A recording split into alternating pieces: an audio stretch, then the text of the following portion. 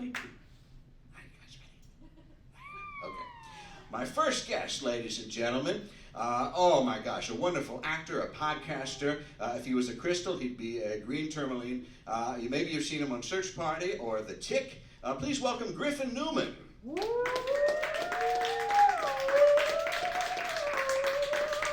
Oh, from behind. Sometimes they startle us. Two entrances. Come around. It's okay. You can come around. That's all right. That's great. That's all right. I'm so sorry. That's all right. Thanks, dancers. So sorry. Thank you. Wonderful. That was great. Can I just say, I've been having flashbacks Yes. watching Cornelius work, and I had pushed this out of my memory because it was a bad experience. Oh, yeah. But the first real acting job I ever had was for a pilot about the evils of the pharmaceutical industry. Oh, my. That was directed by Academy Award winner Tim Robbins. Wow. And Sounds like a prestige vehicle. It was a very prestige-y, pre-prestige TV show. Yeah. And it was centered around a main family that ran this Pfizer-type dynasty. Yes. And there were 2 children on the show. Mm-hmm. And after several rounds of really tough, thorough casting, Tim Robbins cast his 2 children as the 2 children on the show. They searched far and wide. Sounds like every cover, every nook, every cranny. And I got hired to play the son's stoner friend. Yes. See, this is, kind of the dramatic irony of the show. Yeah. Is that they sell legal pharmaceutical drugs. I see. His son, not so legal. That's right. Arguably pharmaceutical. Always has to find his own path. Smoking the wacky tobacco. Yeah. So I got hired to play the son's friend, and they were supposed to have a band together. Yeah. And they kept on, during the audition process, asking me, do you play any instruments? And I didn't realize, and you know this now, you've been doing this show for 10 years, 11 seasons. Yes, right. In show business, what you're supposed to do is lie all the time about everything. That's right. This is how everyone else operates. Yes. This is sort of the status quo, just lie flagrantly Right. to everyone's face. If you ever touch the saxophone, you play the saxophone. Of course. Yes. And so they said, are you sure you don't play any instruments? And I was like, yeah, no, nothing. Absolutely nothing. Uh-huh. And they kept on asking, they want to hire you, but they need someone who plays an instrument. And I was like, too bad, I don't play anything. And they somehow hired me in spite of that. And then they said, is there anything you can fake playing? And I went, I don't know, the theremin? And then everyone laughed.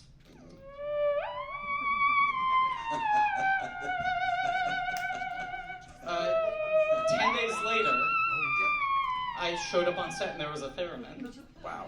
And I had to play it. But now, thank you, Cornelius. Thank you. Thank you. I think it's You can't fake that song. I had to fake doing that. That's right. You got to be careful when with the theremin players, they get a little touchy. But yeah, why would you suggest the theremin out of everything to play? Here's the thing. Like a recorder or I thought it was harmonica? funny.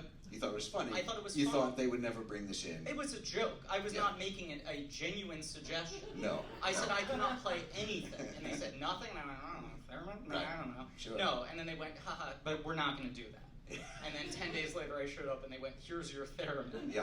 Yes. Sounds like a loose operation all the way around. Right, and the show was not picked up to series. Shocking. And I hold myself single-handedly responsible for that one scene where I had to fake playing a theremin. Were you in like a garage band, but you had the theremin? It was just you That was the alone in idea. It was garage? one guitar, one theremin, like all the cool kids. Sure. One of those classic two-hand band setups. Yeah. Yeah. Smoke up and get that theremin going. Oh. But now, Griffin, last time I saw you, we were in a basement in San Francisco. Yes.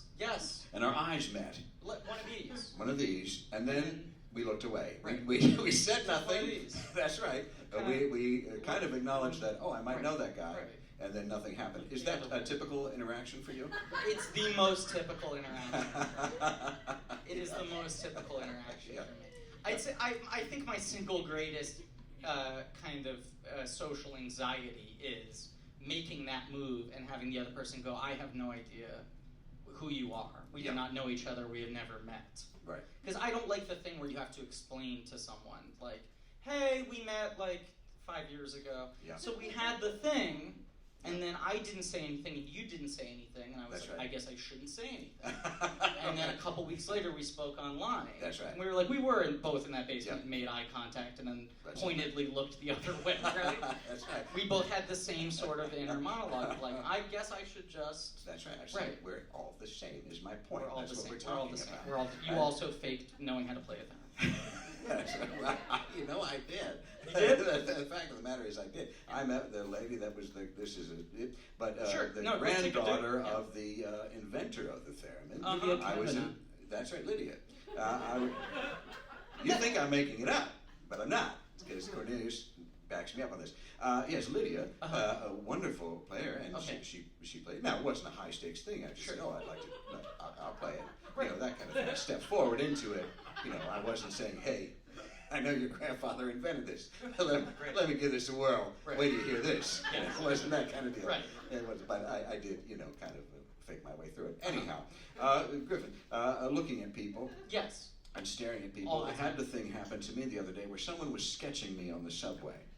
Have you had that happen? Oh, no, I haven't. I've watched it happen to other people. Yeah, it's a tricky situation to Very be tricky. in because you want to look, Yes. and one, you want to know if it's any good. Yeah. But then you don't want to look because you don't want to ruin the pose. Right. You know, it's a lot to be put on me because I respect the arts. Do you feel like you were doing that thing? Because I feel like if people are taking candid photos, I try to take as much control of my pose as I can while acting like I don't know they're taking a photo of me. I just try to slightly catch the light or whatever it is. Right. And just to adjust it. So were you sort of trying to not ruin the composition as it were, but maybe try to remove a chin, I did one of these. I did one of these crosses. I did a foot cross. You gotta. I strengthened a little bit. You must. Pulled in a little. You might clench Felt the jaw. the face muscles tighten. Mm-hmm. Yeah. Give a little eyebrow. Yeah. As I did. You know the one someone was telling me? That there's a way to do this sort of eye lift. You can do, it's almost like nature's facelift. You can pull, I'm not doing it right now. I don't know how to do it. But there's a way to sort of yourself pull those back. And the same way that you would clench the jaw and tighten that. There's a way to do this kind of with the eyes. I think that's it. That's what I heard about. It feels good. That is in fact the look that I heard about. Yes. I feel much younger. I think you look much younger. It's very flattering. Yeah, it is. So you're doing that face on the subway. On the subway. Of course, somebody would want to draw that. Now, of course, we have a lot in common. As I understand it, you also had a kind of overprotective mother. Yes, that is true. Yeah. That is, first child, or were you a first child? Only. Yeah. I can't even imagine. Yeah.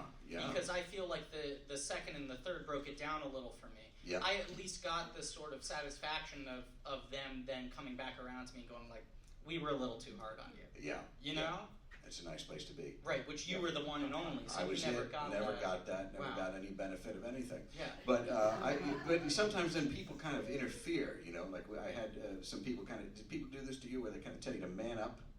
Where they kind of they want you to be a little bit something that you're not. Oh, yes. I'm not saying you need to man up or that no, you would I have appreciate that. But I think maybe we were similar in that way. Yes, kind of sensitive kids, protected from violence. Yes. Watching the Muppet Show. Oh, yes. Yeah. It was one of those self-fulfilling prophecy things where I would be told to man up, and then I would go, yeah, I agree. Let me just go to the bathroom quickly, and then cry in the bathroom. Right. I have very visceral memories through to my mid-20s of being told to man up, and then going totally. Let me just take a manly shit, and then just going and crying into a toilet. That really teaches people when you take a dump. Yes. That's real manly. That's one of the most manly things. Then people know. Then you mean business. You mean business. Well, I had a neighbor that was there, and he used to always tell me. And that's what it sounds like. That is what it sounds like. Reliably there. I had a neighbor who used to chew tobacco. Okay. And he had the tank top and the suspenders. Sort of historically manly things. Oh, things yeah. coded as manly. Yeah, the crew cut and all that kind of stuff. Manly. And he'd tell me that I needed to have Hoboken stew to put hair on my chest. Yeah. Do you know what one I got? I was working at a summer camp. Yep. For the creative and performing arts, of course. Of course. Very manly. Very manly. And we went to karaoke night at the local bar, Barrington's. And this is in, the real tough woods of Connecticut. Oh. and they had what they call laser karaoke. Oh. Now, why do you ask, was it laser karaoke? Yeah, why was it laser? Because he had one laser. He had a little desk laser, and it would rotate around while the people were doing karaoke. Single point? No, it would rotate. Yeah, but oh, it was one single. Yes, there was one single point. Not an array. Wow, that's nice. Which I'm realizing now, what I just did with my mouth was better than when I pretended to do the Theremin on camera for that show. More successful. But I did. I don't know. I did some song. Yeah. Perhaps "What's Up" by Four Non Blondes. Something of that ilk. Yes. And then he gave me one of these.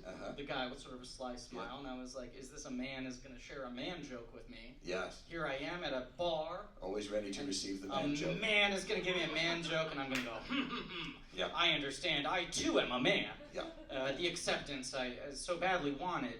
And he went like this, and he said, "You know, I used to have a friend like you."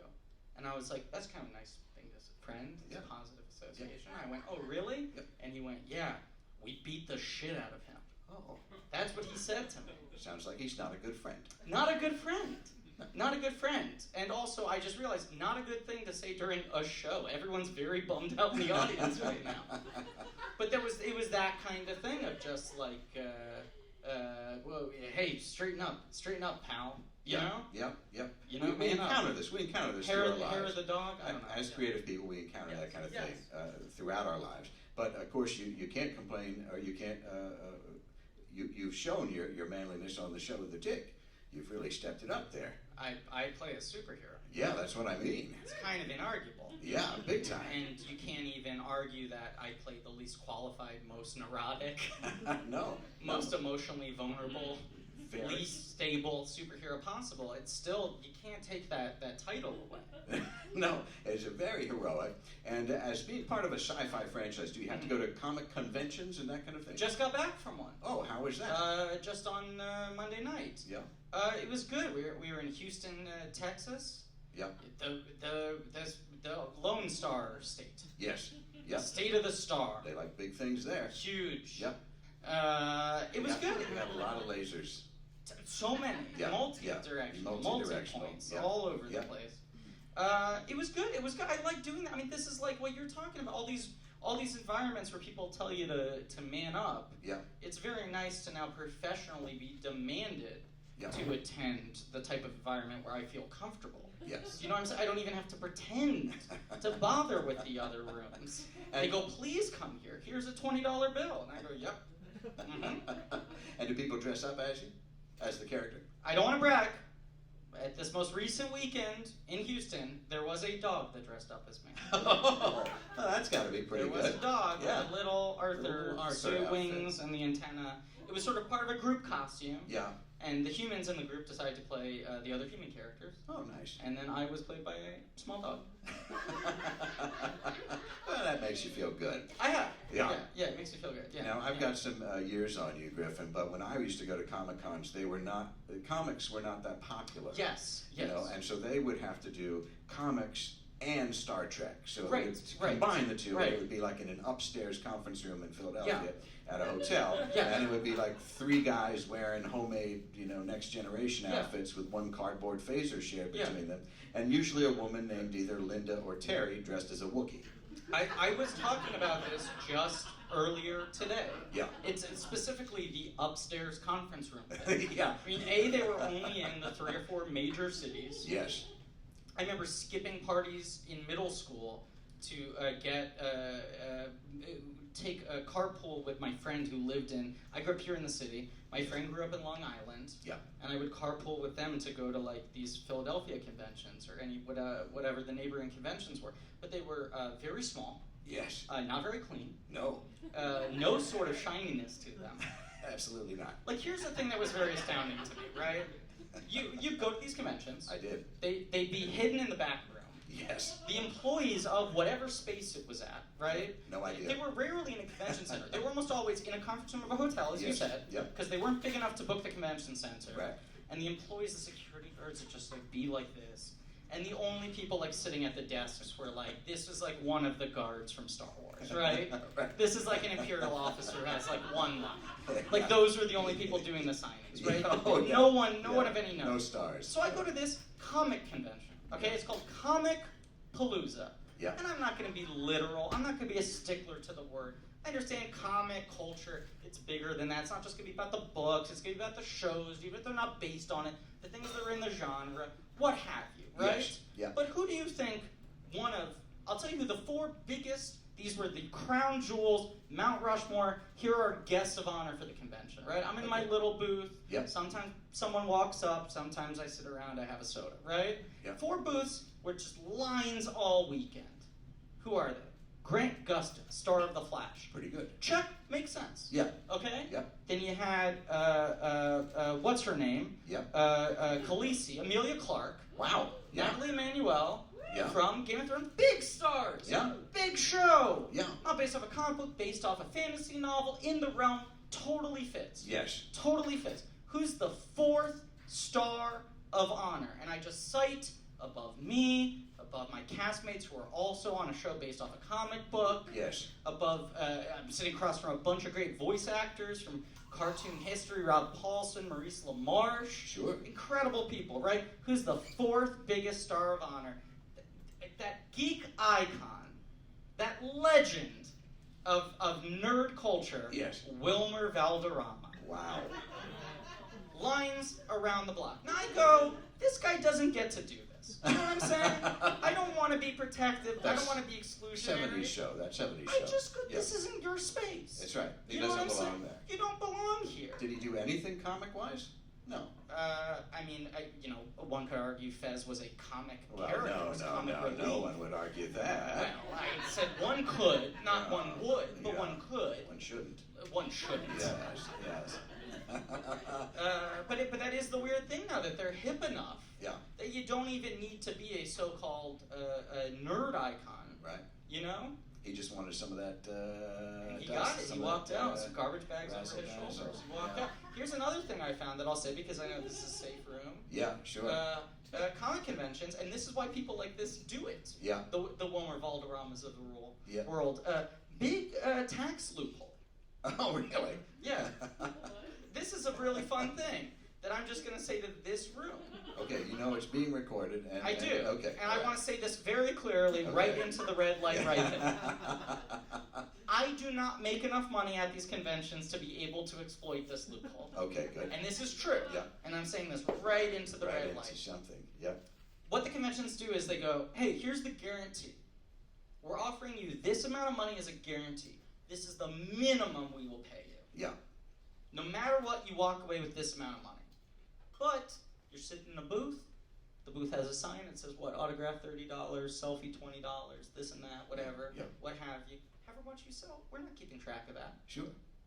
And so all people have to report on their taxes is the guarantee. Oh. They were offered to get in there. Huh. And then at the end of the weekend, they just give you a bunch of cash.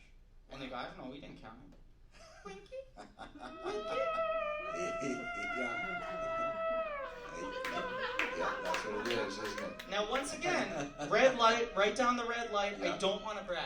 Yeah. I don't want to brag. But for example, what I had to do was, Yeah. in the last 45 minutes of the convention, they came up to me with a calculator and went, so you're this much under your guarantee. And then they go, here are 800 photos. Can you speed sign these? Wow. So we can sell them off later to even out. So I don't have this issue of hiding the money No, you're from okay. the IRS.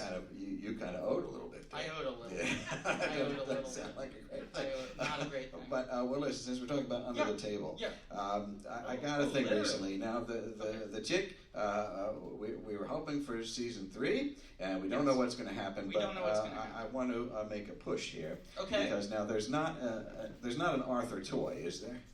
There isn't. I saw No. you have a little Funko Pop here. I have a little Funko Pop, but then I And also there is a have Tick the Funko Pop. Tick, Right. and then I have one here that is of me Right. that they made. This is Mass-produced item. Mass-produced, licensed You can thing. get this at any hot This tub. brings in most of the money for the show. Of course. And little Dale there, but I just thought, these two look real great together. They do. They look like a dynamic duo. They do. Yeah. But maybe if Arthur was here too, maybe what Arthur needs is kind of a spiritual guru, a little guide, somebody to like give him some crystals. And maybe this is, I don't want to pitch you, but maybe this would help sell. If Amazon is listening, They or any definitely other are. network, They that definitely maybe this is the thing that they're missing That might out be on the right thing now. we're Just to looking for. to let you process all the things that you're going through. Well, yes. I mean, there's a lot to process. As I think we've only started there is, unpacking here. yes. And I also think on the show, Arthur kind of functions as like a guru therapist to the other characters. Yeah. Because So you who have a does lot he of, turn to? this is season 3. This is the arc of season 3. This is what I'd like to Because see. we have the Tick, kind of doesn't get stuff. Arthur Yeah. has to process for Superior, who's like our Superman analog Yeah. in the show. Yeah. Keeps on showing up at our apartment and asking for advice. Yeah. Arthur doesn't have anyone to turn to. Yeah. He needs some crystals. Yeah. He needs some crystals. God, Yeah. and I can just see how good Arthur would look That was so next good. to I right can here, imagine these it. two. Well, listen, as we imagine this, Yeah. can you stick around? Gladly, yes, Okay, my pleasure. that would be Yeah. great. And then if something happens, I know you kind of play a sidekick on the show, or Yeah. really the Tick is your sidekick. But if you just Debatable, kind of be yeah. up here, and then if you see something you want to talk about, If I want to punch just in. chime Okay. in, Okay. and we may or may not give you the mic to do that. But until then, people should watch The Tick on Yeah. Amazon, Yeah. streaming all the time. 2 seasons streaming on Amazon right now. It's great. Ladies and gentlemen, Griffin Newman.